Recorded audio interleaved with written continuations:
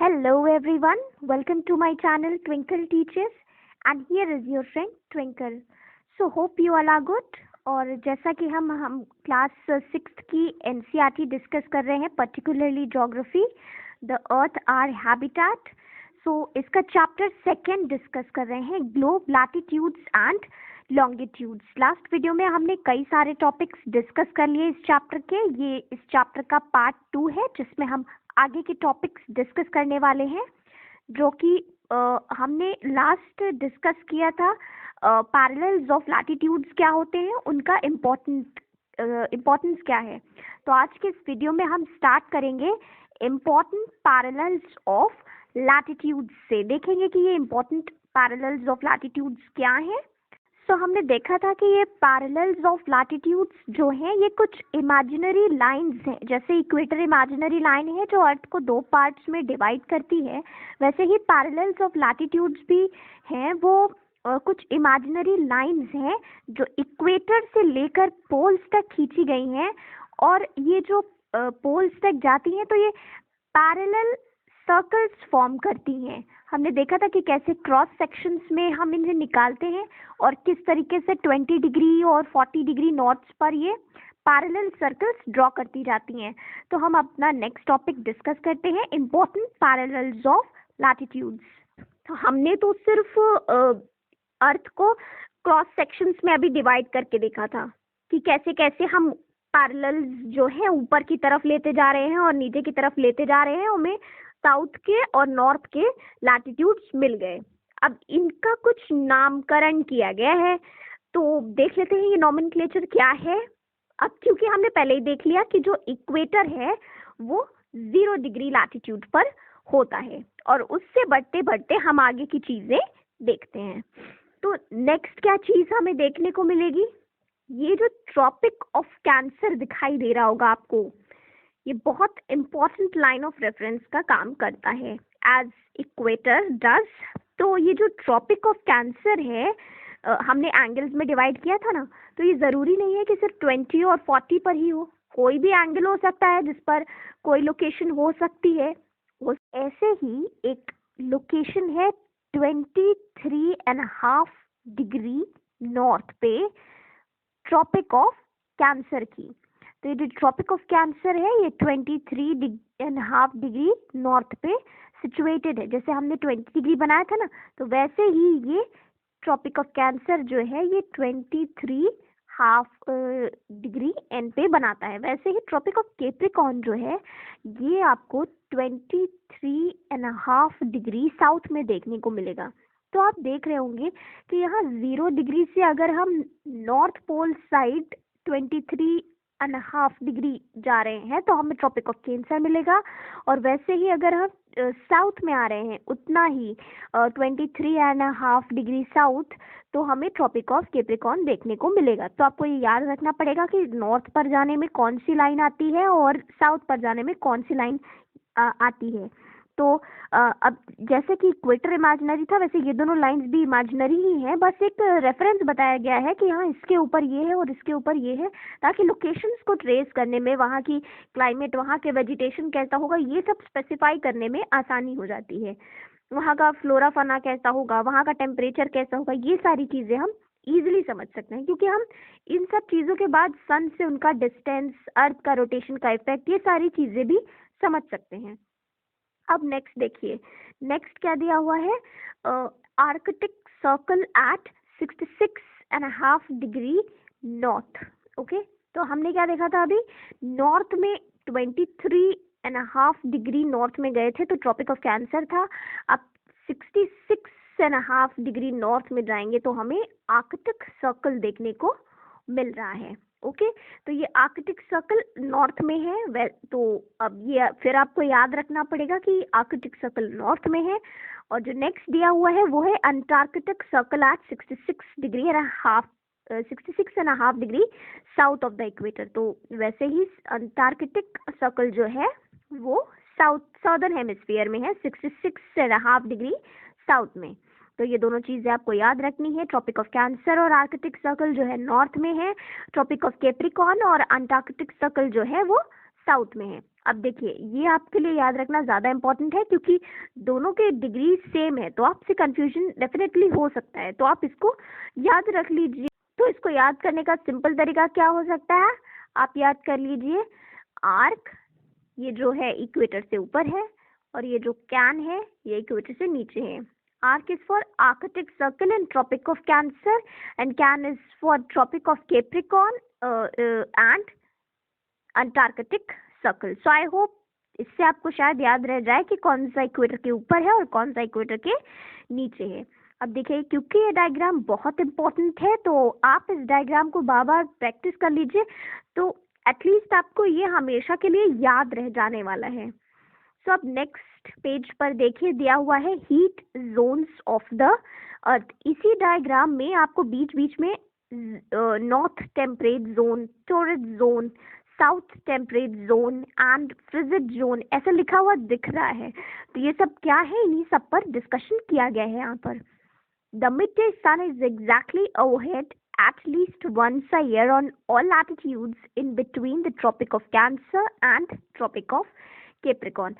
तो साल में एक दिन जरूर ऐसा होता है जो सन होता है वो बिल्कुल ओवरहेड होता है। उस दिन स्कॉचिंग हीट वाला सन जिसे बोलते हैं, मतलब जब जिस दिन हमारी जो सूरज के नीचे अगर खड़े हो तो जो हमारी शैडो है वो बिल्कुल सबसे मतलब बाकी दिनों के कंपैरिजन में सबसे छोटी बनती है, उस दिन की बात यहाँ पर की जा रही है। This area therefore receives maximum heat and it is called the torrid zone. तो अब यहाँ पर देखिए आगे क्या बोल रहा है कि ये जो टॉररिड जोन है ये है क्या। जो ट्रॉपिक ऑफ कैंसर और ट्रॉपिक ऑफ कैप्रिकॉर्न होता है उस पर सन की डायरेक्ट हीट पड़ती है, तो वो जो पोर्शन होता है वो सबसे ज्यादा टेम्परेचर वाला जोन होता है एज कंपेयर टू बाकी जगहों से। ये देखिए, सॉदर्न हेमिस्फीयर और नॉर्दर्न हेमिस्फीयर में और भी स्पेस है जहाँ पर सन की जो लाइट है वो डायरेक्ट नहीं पड़ती, जबकि ये जो टॉररिड जोन आपको दिखाई दे रहा है यहाँ पर जो टेम्परेचर होता है और जो हीट होती है वो मैक्सिमम रिसीव होती है as compare to other space. जैसे कि आपको यहाँ पर एक एग्जांपल के थ्रू समझाया गया है कि अगर जो टॉर्च है वो एक सरफेस पर जब डायरेक्ट हीट देता है तो वो कम स्पेस में मतलब टॉर्च है वो ज़्यादा लाइट देता है अगर एक ही जगह पर वो गिरे वो लाइट।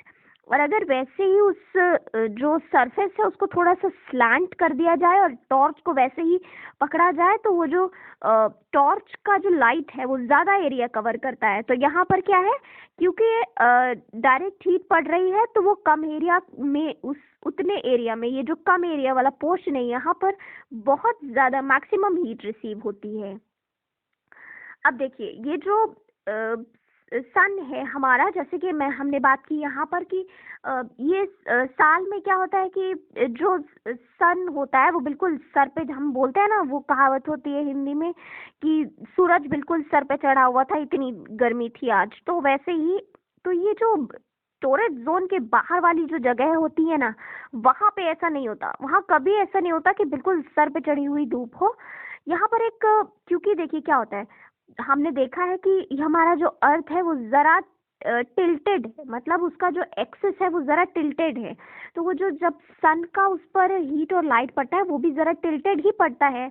और जैसे जैसे अर्थ रिवॉल्व करता है ना सन के अराउंड, वैसे वैसे अब जो पोर्शन सामने आता जाता है अर्थ के, उस पोर्शन पे हीट और लाइट उसी के अकॉर्डिंग हो जाती है। तो अब क्या देखना है आपको नेक्स्ट, कि ये जो एंगल पे जो सन की रेज पड़ रही हैं, जैसे कि अगर ये हीट यहाँ से डायरेक्ट आ रही है तो इतने ये जो टॉररिड जोन वाला पोर्शन है यहाँ तो बिल्कुल मैक्सिमम हीट रिसीव हो रही है, लेकिन जैसे जैसे हम पोल की तरफ बढ़ते जाते हैं वैसे ही सन से उनका डिस्टेंस बढ़ता जाता है और उनका जो हीट और का पोर्शन होता है वो कम होता जाता है। तो ये जो हमारे सॉदर्न पोल और नॉर्दर्न पोल वाले एरियाज होते हैं वहाँ पे मिनिमम सन हीट रिसीव होती है, जिसकी वजह से वहाँ पर क्या होता है बहुत ठंड, पोलर रीजन्स क्या होते हैं बहुत ठंडे होते हैं, इसीलिए क्योंकि जो सन होता है वहाँ पे थोड़ा स्लैंटेड रेज पड़ती हैं उस पर। अब देखिए आगे क्या दिया हुआ है, the angle of the sun's rays goes on decreasing towards the pole, जैसे कि हमने देखा कि जो पोल पर जो सनलाइट होती है वो कम होती है as compare to the torrid zone. The area is bounded by the Tropic of Cancer and the Arctic Circle in the Northern Hemisphere. अब देखिए इस पोर्शन की बात हो रही है यहाँ पर. ये जो टोरिड जोन के ऊपर वाला पोर्शन है ना नॉर्दर्न हेमिस्फीयर में, ट्रॉपिक ऑफ कैंसर और आर्कटिक सर्कल, ये पोर्शन नॉर्दर्न हेमिस्फीयर का. और देखिए नेक्स्ट लाइन में क्या दिया हुआ है, and the tropic of capricorn and the antarctic circle in the southern hemisphere. तो ये देखिए जो सदर्न हेमिस्फीयर है ना, यहाँ पे ट्रॉपिक ऑफ कैंसर और अंटार्कटिक सर्कल के ये जो बीच वाला पोर्शन है, यहाँ पर सन था, ये डायरेक्ट हीट यहाँ आ रही थी. लेकिन जैसे जैसे ये ऊपर की तरफ देख रहे हैं आप, तो ये जो सन की जो हीट और लाइट है ये थोड़ी डिक्रीज होते हुए दिखाई पड़ेगी आपको. तो इस पोर्शन में देखिए आगे क्या कहा गया है, hemisphere have moderate temperatures, these are therefore called temperate zones. इसलिए इनको टेम्परेट जोन्स कहा जाता है. मॉडरेट हीट मिलती है इन्हें, जैसा कि टोरिड जोन में आपने देखा था स्कॉचिंग हीट वाली सिचुएशन हो जाती है. लेकिन ये जो ट्रॉपिक ऑफ कैप्रिकॉर्न और अंटार्कटिक सर्कल वाला पोर्शन है सदर्न हेमिस्फीयर का, और ये जो नॉर्दर्न हेमिस्फीयर का आर्कटिक सर्कल और ट्रॉपिक ऑफ कैंसर वाला पोर्शन है, ये इन दोनों में जो है मॉडरेट टेम्परेचर रहता है कि हाँ ठीक ठाक गर्मी रहती है. तो इस पोर्शन को हम जो नॉर्दर्न हेमिस्फीयर में होता है उसे नॉर्थ टेम्परेट जोन, और जो साउथ हेमिस्फीयर में होता है उसे सदर्न टेम्परेट जोन या साउथ टेम्परेट जोन कहते हैं. अब देखिए नेक्स्ट पैराग्राफ में दिया हुआ है, areas lying between the Arctic circle and the North Pole in the Northern Hemisphere and the Antarctic Circle and the South Pole in the Southern Hemisphere are very cold. तो ये जो portion है, यहाँ तक हम इस पोर्शन को तो देख लिया हमने, ये आर्कटिक सर्कल के और ये जो नॉर्थ पोल है हमारा, ये वाला पोर्शन, इसके साथ ही ये जो अंटार्कटिक सर्कल और यहाँ पर जो साउथ पोल है, इतने पोर्शन में बहुत ठंड होती है. बाकी सारी जगहों के कंपैरिजन में तो बहुत ही ज्यादा, जिसे पोलर रीजन्स बोलते हैं ना, वहां पर. It is because here the sun does not rise much above the horizon. अब देखिए ये कहने का क्या मतलब है, नॉट मच द होराइजन, जैसे कि आप देख लीजिए जो हीट होती है वो बिल्कुल समतल पर रहती है, उससे ऊपर तो उठता ही नहीं है उसका हीट, या और therefore its rays are always slanting and provide less heat. आप देखिए अगर ये अर्थ का सरफेस है और यहाँ पर सन है, तो सन की हीट बस इसके होराइजन तक ही जा पाती है, उससे ज्यादा नहीं. तो इस वजह से वहां पर बहुत ज्यादा ही एक्सेस कोल्ड देखने को मिलता है. सन की रेज हमेशा स्लैंटेड ही रहती हैं, और इन जगहों को क्या कहा जाता है, फ्रिजिड जोन. सदर्न हेमिस्फीयर में अंटार्कटिक सर्कल से लेकर के साउथ पोल का एरिया, और नॉर्दर्न हेमिस्फीयर में नॉर्थ पोल और आर्कटिक सर्कल के बीच का एरिया जो होता है वो फ्रिजिड जोन होता है हमारा. तो अब देखिए नेक्स्ट टॉपिक है, व्हाट आर लॉन्गिट्यूड्स. हमने देखा कि ये जो लैटिट्यूड्स थे ये पैरेलल सर्कल्स थे, राइट. तो पैरेलल सर्कल्स से हमें क्या मिल गया, कुछ ऐसी लाइंस जो थी इमेजिनरी लाइंस, वो अर्थ पे फॉर्म हो गई. ये क्या थी हमारी latitudes.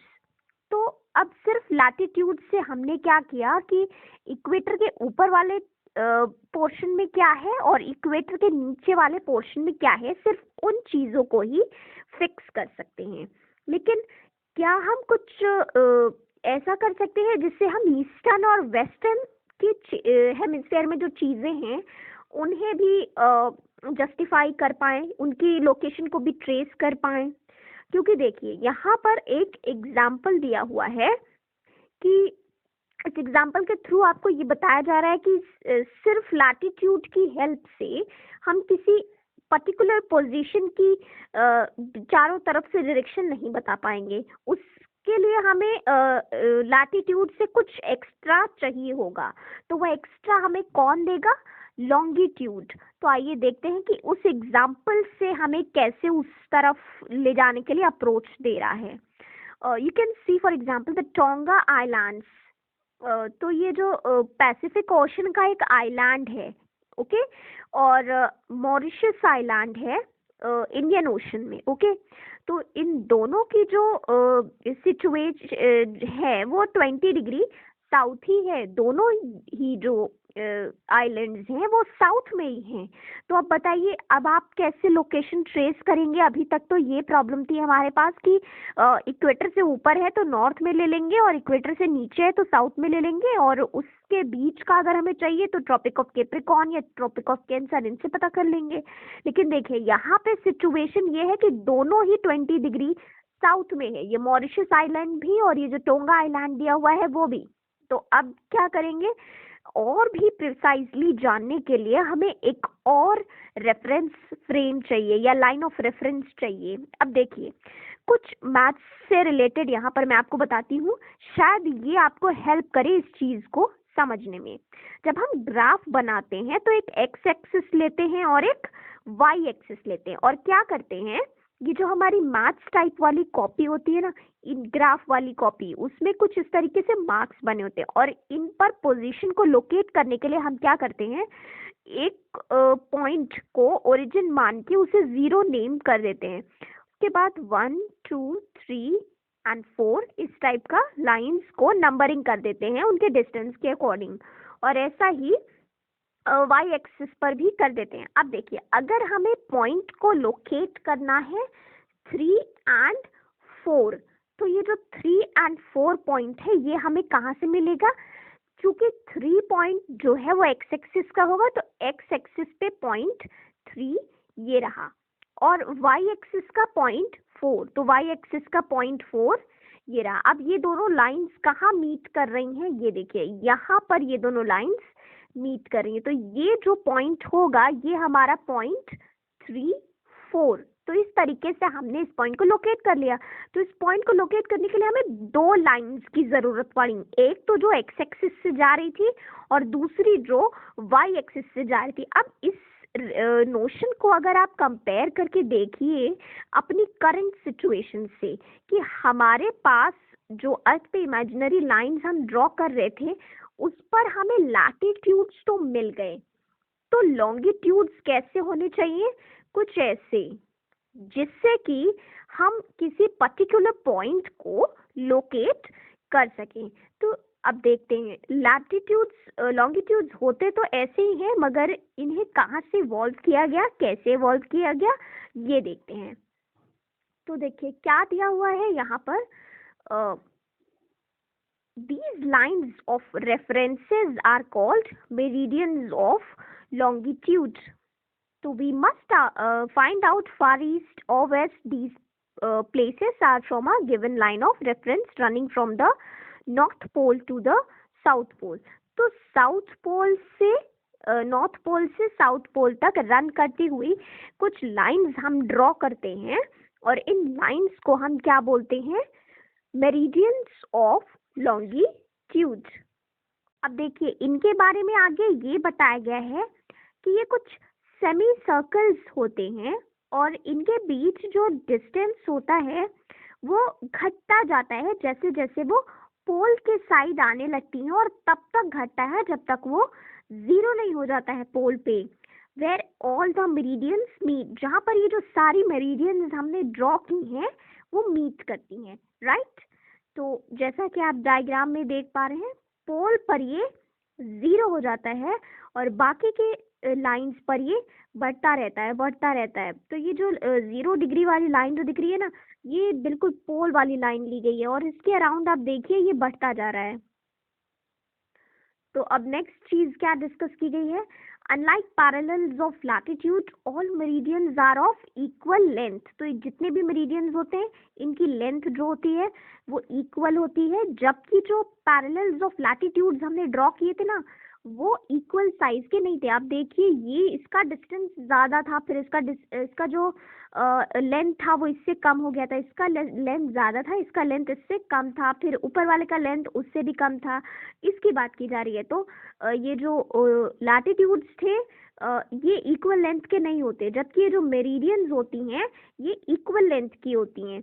Thus it was difficult to number the meridians। तो इन जो मेरिडियंस थे इसकी वजह से इनको नंबरिंग करने में थोड़ी डिफिकल्टी हो रही थी कि कहाँ से स्टार्ट किया जाए। सबकी तो इक्वल लेंथ है। अब देखिए यहाँ पर इक्वेटर था, सबसे बड़ा लेंथ का था, तो यहाँ से स्टार्ट करने में इजीली स्टार्ट कर लिया। लेकिन ये जो लॉन्गिट्यूड्स हैं इनमें तो सबकी लेंथ, ये भी उतनी ही लेंथ का है, ये भी उतनी ही लेंथ का है, ये भी उतनी लेंथ का है, तो शुरू कहाँ से करें। तो इसके लिए ये डिसाइड किया गया, सारी कंट्रीज ने मिलकर डिसाइड किया कि जो काउंटिंग होगी वो उस मरीडियन से स्टार्ट की जाएगी जो ग्रीनविच से पास करती है, मतलब जहाँ पर ब्रिटिश रॉयल ऑब्जर्वेटरी है ना वहां से स्टार्ट करेंगे। अब देखिए आपकी बुक में एक डायग्राम दिया हुआ है जहां से आप बहुत अच्छे से समझ सकते हैं। इस डायग्राम में बिल्कुल ग्लोब को जैसे खोल के रख दिया जाए बीच से, वैसा दिखाया गया। तो यहाँ पर जो ग्रीनविच दिखाया गया ना, जो मरीडियन, यहाँ से उसको काउंट करना शुरू किया जाएगा। अब इसके अहेड कंट्रीज होंगी, इसके बिफोर कंट्रीज होंगी, लेकिन काउंटिंग इस वाली मरीडियन से स्टार्ट करी जाएगी। यहाँ पर यही बताया गया है। तो इस मेरिडियन को क्या बोला जाता है?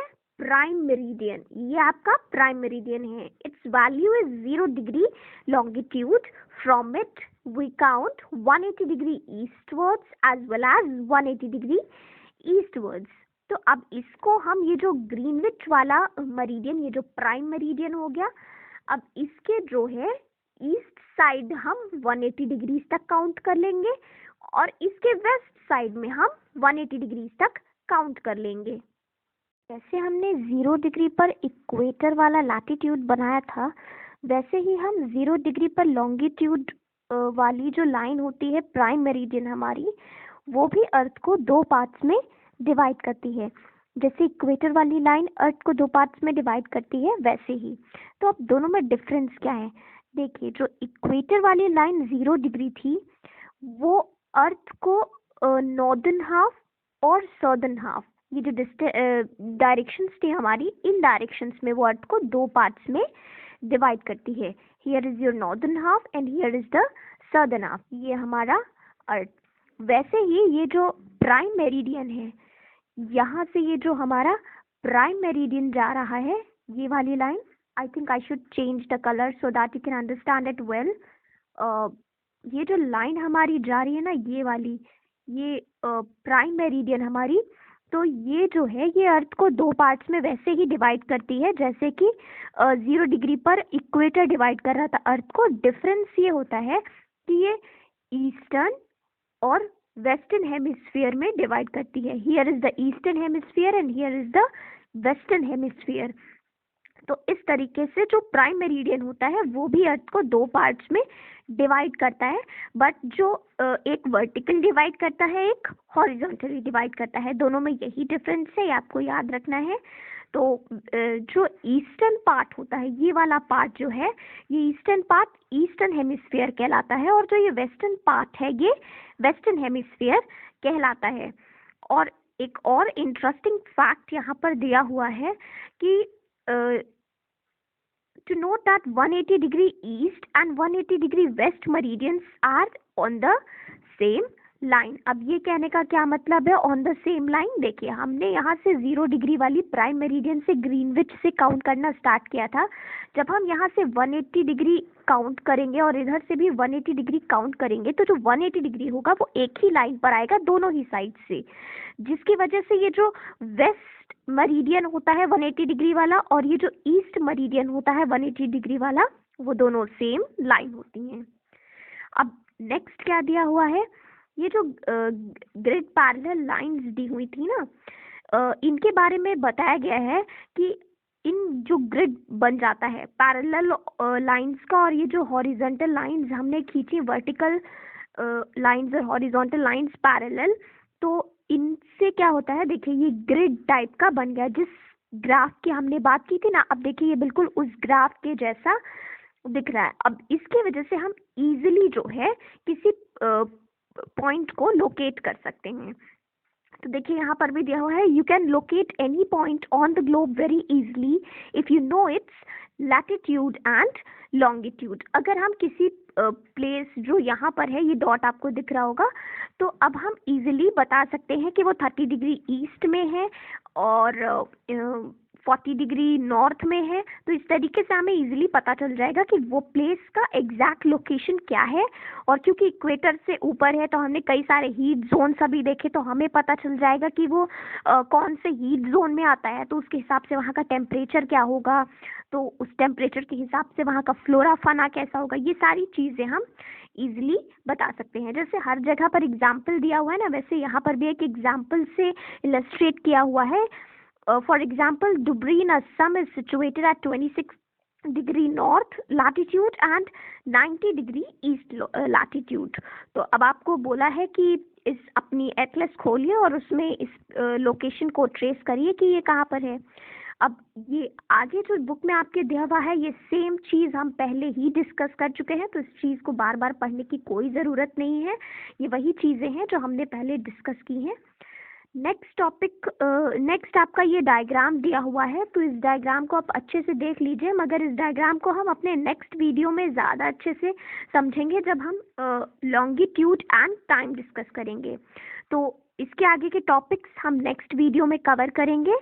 साथ ही जो इस चैप्टर से रिलेटेड एक्सरसाइजेज और क्वेश्चंस दिए हुए हैं बुक के लास्ट में, और इस टॉपिक का, इस चैप्टर का जो शॉर्ट नोट्स होगा वो आपको लास्ट में अवेलेबल होगा, जिस वीडियो का थर्ड पार्ट होगा उसमें। सो आई होप इतनी चीज़ें आपको समझ में आ गई हैं, क्योंकि हम एक साथ इतना सारा एक वीडियो में नहीं समझ सकते, इसलिए मैंने इस वीडियो को 3 पार्ट में बनाया है। तो थर्ड पार्ट में आपको इसकी एक्सरसाइज और शॉर्ट नोट अवेलेबल होगा।